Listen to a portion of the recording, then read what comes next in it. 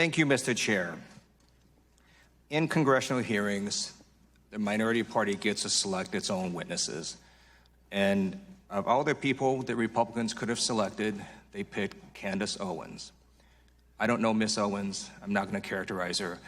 I'm going to let her own words do the talking. So I'm going to play for you the first 30 seconds of a statement she made about Adolf Hitler. I agree. I actually don't have any problems at all with the word nationalism. I think that it gets, the definition gets poisoned by elitists that actually want globalism. Globalism is what I don't want. So when you think about, whenever we say nationalism, the first thing people think about, at least in America, is Hitler. You know, he was a National Socialist, but if Hitler just wanted to make Germany great and have things run well, okay, fine. Problem is that he had dreams outside of Germany. He wanted to globalize. He wanted everybody to be German, everybody to be speaking German. All right, so my first question is to Ms. Hirschenoff. Ms. Owens said, quote, if Hitler just wanted to make Germany great and have things run well, okay, fine. The problem is that he had dreams outside of Germany. So when people try to legitimize Adolf Hitler, does that feed into white nationalist ideology? It does, Mr. Liu. I know that Ms. Owens distanced herself from those comments later, but we expressed great concern over the original comments. Great, thank you. So there's been a lot of talk today. I'd like to focus on actual policy responses that our government can do to try to mitigate the threat of white nationalism. I know that in my district in Los Angeles just last month, 2 swastikas were painted at Pan Pacific Park along with a trail of blood.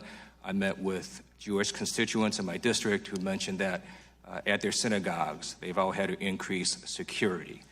As you know, there is a nonprofit security grant program at the Department of Homeland Security. Do you believe it'd be worthwhile to increase funding to that program? The ADL has, for establishment reasons, First Amendment reasons, been very cautious and wary of government funding to religious institutions. That being said, we well understand the fear and the safety. So I think that is something that has to be done very carefully in terms of what entanglement. I know in the place in Westchester County where I live, the state and local governments provide a great deal of protection to the synagogue to which I belong. So I do understand, and I would like to work more with Congress, but I want to caution about where we entangle. This is a very difficult thing to do because when we're scared like this, of course we want money. So that is a great point you make, and I want to note that this program would apply to mosques as well as synagogues, so it is not specific to the religion. But it is true, the First Amendment does affect all of these issues, including, for example, private sector companies to say whatever it is that they want. Now, I'd like to also talk about a second program, and this was one that I'm going to ask Ms. Clark about, and it has to do with the Trump administration wanting to cut a very specific office called the Community Relations Service Office in the Civil Rights Division of the Department of Justice. Can you first explain to American people what that office does and why it would be a bad idea to cut funding? The Community Relations Service Office is a very critical part of the Justice Department. They are considered the peacemakers. They are the ones who step into communities that are embroiled in the aftermath of a hate incident. They are the ones who you'd want to deploy out to Louisiana, to the parishes where the churches are burning right now. They're the ones that you'd want on the ground right after the Charlottesville hate rally. We are deeply concerned by proposals to cut funding to this office, to shift this office to another part of the agency. It's important that this agency's work be completely non-political, but the very subject matter of this hearing today underscores the urgency of maintaining this office that has been with us for decades. And in fact, one of the reasons this office has worked well is because people who go there and get interviewed, it is not a prosecutorial office, and does that make it easier for people to provide information?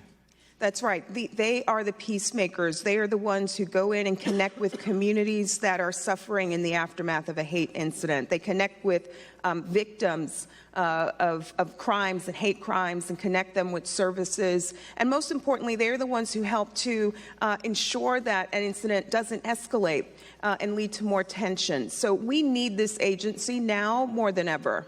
Thank you, and I yield back. Gentleman from North Dakota, Mr. Armstrong.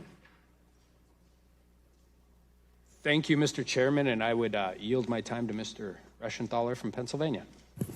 Thank you. Ms. Owens, I'm sorry. We just heard a recording. Would you like time to respond to that? Yes, I think it's pretty apparent that Mr. Liu believes that black people are stupid and will not pursue the full clip in its entirety. He purposely presented an extracted clip. The witness will suspend for a moment. It is not proper to refer disparagingly or to a member of the committee. The witness will not do that again. Witness may continue. Sure, even though I was called despicable. Witness may not refer to a member of the committee as stupid. I didn't refer to him as stupid. That's not what I said. That's not what I said at all.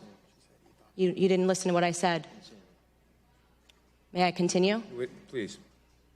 As I said, he is assuming that black people will not go pursue the full 2-hour clip.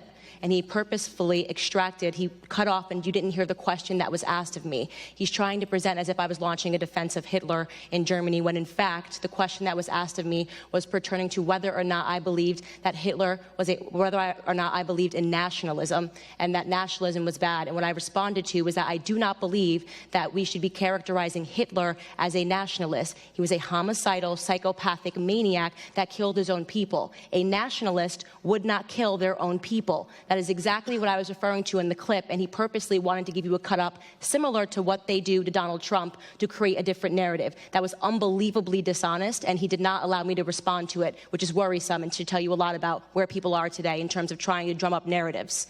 By the way, I would like to also add that I work for Prager University, which is run by an Orthodox Jew. Not a single Democrat showed up to the embassy opening in Jerusalem. I sat on a plane for 18 hours to make sure that I was there. I'm deeply offended by the insinuation of revealing that clip without the question that was asked of me.